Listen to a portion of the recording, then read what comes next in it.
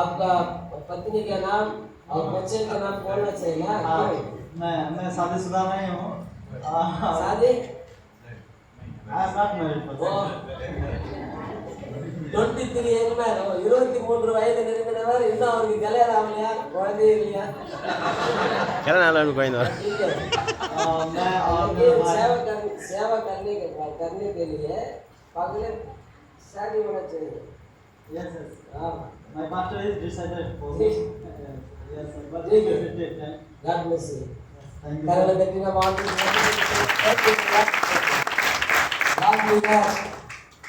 आइए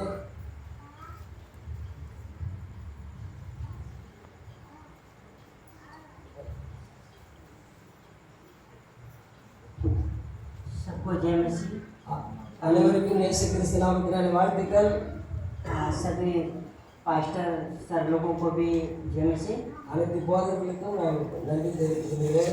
मेरा नाम लाल बिहारी और मैं वाराणसी में रहता हूँ। என்னுடைய பெயர் லால் பிகாரி, நான் வாரணாசி பகுதியில் இருக்கிறேன்। जी, जब मैं 7 साल का ही था तब से ही मैं पूजा करता था अपने घर में। 6 வயது இருக்கும்போதிலிருந்தே நான் பூஜைகளை செய்து கொண்டு வந்தேன்। मेरा पिता ऐसा था कि मुझे पूजा करने के लिए देसी घी भी देता था, अगरबत्ती भी देता था, सब देता था। என்னுடைய அப்பா எனக்கு பூஜை செய்வதற்கான அனைத்து சாமான்களையும் எனக்கு और वो கொடுத்தார்। मेरे घर में वो माइका का एक 7 फीट का मंदिर भी बनवाया था। எங்க வீட்டு பக்கத்திலே நான் 7 அடி இருக்கிற உயரமுள்ள சிலையை செய்து வைத்திருந்தேன்। और मैं पूजा भी करता था, அந்த சிலைக்கு நான் பூஜை செய்து கொண்டு வந்தேன்। परंतु मेरा चरित्र सही नहीं था இருந்தாலும் எனது உடல்நிலை பாதிப்பாக இருந்தது। और मैं इसको लेकर बहुत चिंतित रहता था। நாங்க போய் இதெல்லாம் கேட்கும்போது அவங்க கிட்ட பதில் கிடைக்கல। और मैं सोचता था कि जब मेरा अभी ऐसा हाल है तो अगर मैं जवान हुआ तो मेरा क्या होगा। நான் போய் நான் நினைச்சேன் இதனால எனக்கு லாபம் கிடைக்கல, நான் ஏதாவது இது கூட பெரிய கடவுள் ஏதாவது शायद मैं अपनी जवानी भी पूरा नहीं कर पाऊंगा, कोई मार देगा मुझे। இதை விட பெருசா போனாங்க, யாராவது என்ன அடிச்சுட்டு ஏதாவது பண்ணா நான் என்ன பண்றதுன்னு எனக்கு தெரியாம। और मैं पूजा करते वक्त मैं जोर जोर से ताली भी बजाया करता था और मुझे शर्म नहीं लगता था। நான் பூஜை செய்யும் போது எல்லாரும் என்ன ரொம்ப குஷிப்படுத்துனாங்க, கை தட்டினாங்க। ஆனா எனக்கு உடல்நிலை சரியில்லாம போல அப்படியே தான் இருக்கு। और मैं अपने पुरानियों लोगों से भी सुनता था अपने देवी देवताओं के चरित्रों के बारे में, तो मैं सोचता था कि भगवान का ऐसा चरित्र तो फिर मेरा क्या अंतर है भगवान और मेरे में। கடவுளை நம்புறேன், எல்லாரும் என்ன வாழ்த்துறாங்க, ஆனா என் உடம்பு சரியாகலே, கடவுள் இருக்கிறாரா இல்லையான்னு எனக்கு தெரியல। तो जब भगवान का चरित्र ऐसा है, भगवान का जब चरित्र ऐसा है तो जब मैं ऐसा करता हूँ उन्हीं के जैसा, तो पुलिस हमें क्यों मारता है? पुलिस क्यों मारता है जब भगवान ऐसा किया? கடவுளை இவ்வளவு பக்தியாகிறா, நான் செய்யறதை பார்த்து போலீஸ் எல்லாம் என்ன அடிக்கிறதுக்கு வராங்க। ஏன் நான் நல்லா தானே இருக்கிறேன், என்ன போலீஸ் அடிக்கிறாங்கன்னு கேட்குறேன்। और मुझे तभी से एक बात का खोज था कि जो परमेश्वर ऐसा कर ही नहीं सकता गलत काम कभी। ஏதாவது தவறு செஞ்சிருந்தா தானே என்ன அடிக்கணும், நான் தப்பு செய்யாத போது ஏன் என்ன அடிக்கிறாங்க? கடவுள் இருக்கிறாரா இல்லையா? मैं अपने पिता को देखता था, क्योंकि मेरा पिता जो मुझे पैदा किया था वो कभी मेरे सामने मेरी माँ को टच नहीं किया, कभी कुछ उल्टा सीधा काम नहीं करता था। इसलिए मैं सोचता था कि भगवान कोई ऐसा होगा जिसका जीवन पवित्र होगा। நான் எனக்கு இவ்வளவு நடந்தாலும் நான் எந்த தப்பு செய்யறதில்லை, எதுவும் பண்றதில்லை। ஆனா கடவுள் ஒரு உண்மையான இருந்தா எனக்கு பரிசுத்தத்தை நல்ல எண்ணங்களை தருவார்னு நம்பினேன்। फिर उसके बाद मैंने वेद और शास्त्रों को भी पढ़ना शुरू कर दिया कि भगवान का हकीकत में चरित्र कैसा होता है। நிறைய அதை குறித்த சாஸ்திர சம்பிரதாயங்களை தொடர்ந்து படிக்க ஆரம்பிச்சேன், எப்படியாவது கடவுள் பத்தி இன்னும் அதிகமா தெரிஞ்சுக்கிறதுக்காக। और मेरी एक भतीजी थी, वो चर्च में जाती थी, वो मुझसे बोलती थी कि எனக்கு தனிச்சிருந்தாங்க, அவங்க வந்து என்னை சபைக்கு கூப்பிட்டு போனாங்க। ஏன்னா அவங்க அந்த சர்ச்சுக்கு போய் அதிகமாக கடவுளை பத்தி தெரிஞ்சுக்கிட்டாங்க। चाचा आपके भगवान से मेरे भगवान बड़े हैं। அவங்க கிட்ட நான் சொன்னேன், உங்க கடவுள் பெரியவரா என் கடவுள் பெரியவரான்னு பார்ப்போம்னு சொல்லி। हाँ, वो मेरी भतीजी बोलती थी कि यीशु मसीह आपके भगवानों से यीशु मसीह बड़ा है, तो मैं उनको गुस्सा आ जाता था। அவங்க சொன்னாங்க இயேசுவோட என் கடவுள் தான் பெரியன்னு சொல்லும்போது அவங்க என்கிட்ட சண்டை போடுறதுக்காக मैं उनको बोलता था ए धर्म परिवर्तन की बात मत किया कर। நீ உன் தர்மத்தை உன்னுடைய மத கடவுளை நீ உன்னோட வச்சுக்க, என் கடவுளை என்னோட வச்சுக்கிறேன்னு சொல்லிட்டேன்। परंतु एक दिन मैं गलत निगाह से चर्च गया। ஒரு முறை நான் வந்து ஒரு முறை சபைக்கு போலாம்னு முடிவு எடுத்துட்டு அங்க போனேன்। जब मैं प्रार्थना कर रहा था उस समय पास्टर वचन प्रचार कर रहे थे। எப்ப அவர் ஜெபிக்க ஆரம்பிச்சு பாஸ்டர் வசனத்தை பிரசங்கம் பண்ணாரோ और मैंने वचन को सुना। நான் அந்த வசனத்தை கேட்கும்போது जब चर्च से बाहर आया, நான் சபை விட்டு வெளியே வந்த பிறகு मेरा हृदय तेज 130 से 140 200 की स्पीड में धड़कने लगा என் இருதயம் 200-300 கிலோமீட்டர் வேகத்துல படப்படன்னு அடிச்சுக்கிட்டே இருக்கு. और कहने लगा तू पापी है। அப்ப அது எனக்கு என் இருதயம் என்கிட்ட பேசுது, நீ பாவி என்று. मैंने अपने बड़े पापा से बोला, நான் மறுபடியும் திரும்ப அந்த சர்ச்சுக்கு போனேன். पापा आज तक मैंने इतना पूजा किया लेकिन कभी ऐसा किसी ने नहीं कहा। நான் எங்க அப்பா கிட்ட சொன்னேன், இந்த மாதிரி ஒரு பூஜை நான் இதுவரைக்கும் பண்ணதே இல்லை, அந்த சர்ச்சில் அப்படி ஒரு பூஜை பண்ணாங்கன்னு சொன்னேன். परंतु आज मैं एक दिन चर्च आया और मेरा हृदय ऐसा क्यों बोल रहा है कि तू पापी है। நான் ஒரு முறை தான் சர்ச்சுக்கு போனேன், என் இருதயம் என்கிட்ட 2 முறை நீ பாவி பாவின்னு சொல்லிட்டு இருக்கு, என்ன நடந்தது எனக்கு தெரியலன்னு சொல்றேன். उस समय मेरा उम्र 10 साल का था நான் அப்ப எனக்கு 10 வயசு இருக்கும். और मैं तब 10 साल की उम्र में मैंने बपतिस्मा लिया। 10வது வயசுலயே எனக்கு ஞானஸ்நானம் கொடுத்துட்டாரு அந்த பாஸ்டர். आज मेरा उम्र 28 साल है। இப்போ எனக்கு 28 जी இப்போ எனக்கு 28 வருஷம் 28 வயசு ஆகுது. இன்னைக்கு வரைக்கும் நான் சாதிப்பேன். और तभी से प्रभु ने मेरे जीवन को बदलना शुरू कर दिया। அந்த 10வது வயசுல கடவுள் என்னுடைய வாழ்க்கையை மாற்றி அமைத்தார் और मैं सेवा भी करना शुरू कर दिया। நாள்ல இருந்தே நான் சுவிசேஷம் சொல்ல ஆரம்பிச்சேன். मैं मकान बनाने का काम करता हूँ நான் வந்து வீடு கட்டுற வேலை செய்றேன். और मैं मकान बना करके हफ्ते में 3 दिन 4 दिन फास्टिंग रखता और 3 दिन 4 दिन सेवा करता था।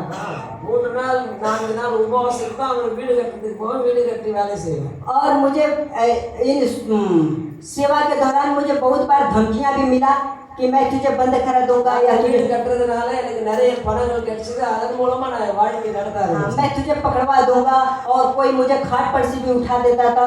मेरे भाई लोग जो है वो बड़े बड़े प्रभु के काम मेरे द्वारा देखते थे लेकिन वो भी विश्वास नहीं करते।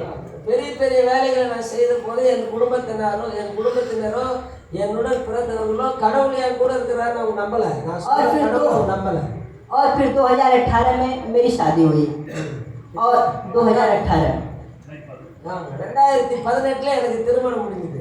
जी 2018 में मेरी शादी हुई और मैं अपनी पत्नी से भी बोला कि देख अब मुझे सेवा करना है, अगर प्रभु तुझे भी ले ले तो भी मैं प्रभु के लिए जीऊंगा, अगर मुझे ले ले तो भी तू प्रभु के लिए जीना। நாம அவங்க என்னுடைய மனைவி சொல்லுகிறார்கள், நீங்களும் ஆண்டவருக்காக வாழுங்கள், நானும் ஆண்டவருக்காக வாழ்வேன், நீங்களும் ஆண்டவருக்காகவே மரிப்பீர்கள், நானும் ஆண்டவருக்காகவே மரிப்பேன் சொன்னாங்க. और आज प्रभु को हम धन्यवाद देते हैं ஆண்டவருக்கு நான் நன்றி தெரிவித்துக் கொள்கிறேன் कि परमेश्वर ने हमारे द्वारा 40 साल के बुजुर्गों को मैंने उनको बपतिस्मा भी दिया और आज चेला बनकर आज मैं यहाँ पर हूँ, वो उधर सेवा कर रहे हैं। 40 வயதில் இருந்த ஒருவருக்கு நான் ஞானஸ்நானம் கொடுத்திருக்கிறேன். அவர் எனது ஆவிக்குரிய குழந்தையாக அங்கே என் கிராமத்தில் இருக்கிறார். मैं नहीं हूँ परंतु वो जहाँ यूपी में पड़ता है गाजीपुर जिला, जो इस समय सताव का बहुत टाइम है।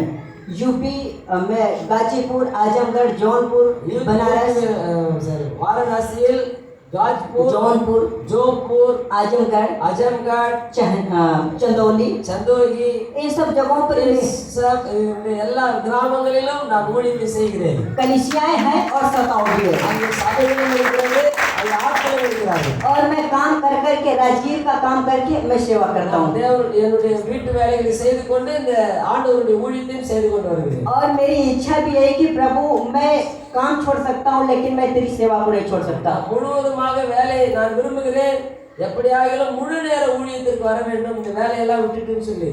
तो इसलिए परमेश्वर आप लोग मेरे लिए प्रार्थना, ये मेरी गवाही है, आप लोग प्रार्थना करिए कि हमारे परिवार में हम हमारी पत्नी परमेश्वर में और ताकत दे कि हम और आगे लोगों के लिए गवाह हो सके।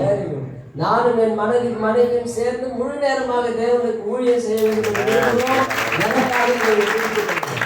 सबको जय मसीह। Thank you. God bless you. 6 साल है मैरिज शादी करके, ये लोग के अभी तक बच्चे नहीं है, 6 வருடம் ஆகிறது, இந்த நாள் வரைக்கும் அவர்களுக்கு குழந்தை இல்லை. நீங்கள் அதற்காக ஜெபித்துக் கொள்ளுங்கள்.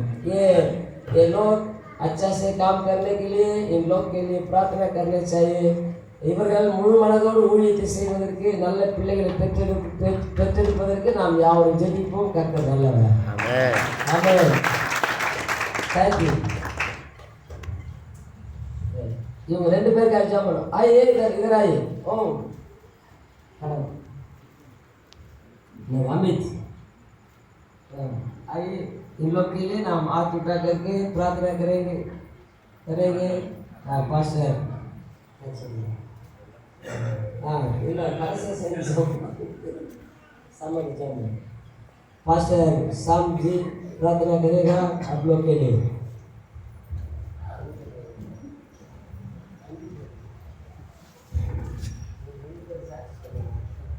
தகப்பனே இந்த வேலைக்காக நன்றி சொல்கிறோம். எல்லாரும் இவர்களுக்காக நம்ம நன்றி சொல்கிறோம்.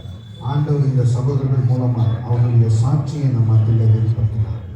எப்படியாக அவர்கள் தங்கள் இருதயத்தை ஆண்டவருக்கென்று அர்ப்பணித்து இருக்கிறார்கள். அந்த கடினமான பகுதியில் அவர்கள் எப்படி ஊழியம் செய்கிறார்கள் என்று நம்ம கேள்விப்பட்ட ஆண்டவருக்கு நன்றி சொல்லி, ஆண்டவரே இந்த பிள்ளைகளை எடுத்து இன்னும் பாவிக்க வேணும் ஆண்டவர், இன்னும் குருவியில் கற்றெடுவேன் ஆண்டவர். கடினமான ஆண்டவரை சுவிசேஷம் அறிவதற்கு தடை செய்யப்பட்ட பகுதி போன்று இருக்கிற அந்த பகுதிகளில் எல்லாம் கடினமான அந்த சூழ்நிலைகளில் நம்முடைய சுவிசேஷத்தை சுமந்து செல்லும் நீ தந்த வாஞ்சைக்காக பாரத்துக்காக நன்றி செலுத்துகிறோம். ஆண்டவரே உங்களுடைய கரம் கூட இருக்கட்டும். அருமையான சகோதரனுக்கு 6 வருடங்கள் ஆயும் பிள்ளைகள் இல்லைன்னு சொன்னாரு. ஆண்டவரே உங்களுடைய கரத்தை நீட்டி ஒரு ஆசீர்வாதமான பிள்ளையை கத்த தருவீராக. ஒரு குடும்பமாய் உமக்கு ஊழியம் செய்ய உதவி செய்வீர்களாக. ஆண்டவரே இந்த பிள்ளைகள் உமது நாமத்தினாலே நாங்கள் வாழ்த்துகிறோம். தொடர்ந்து எடுத்து பயன்படுத்துங்க. இன்னும் சுவிசேஷத்தின் நற்செய்திகளை நாங்கள் கேட்க உதவி செய்யப்பா. உங்களுடைய பரிசுத்தாவினுடைய புது பலனும் புதிய அபிஷேகமும் புது கிருபையும் விடாமுயற்சியும் இவர்களோடு கூட இருக்கும்படியாக சொல்லிக்கிறோம். ஜபத்தில் இவர்களை போன்ற தேவ பிள்ளைகளை தாங்குகிற உண்மை உள்ள இருதயத்தை எங்களுக்கு தாங்க. உமக்கு நன்றி செலுத்துகிறோம். இயேசு கிறிஸ்துவின் நாமத்தில் தாழ்மையாக ஜெபிக்கிறோம் நல்ல பிதாவே. ஆமென். கரகத்தை தேவனை மகிமைப்படுத்துவோம்.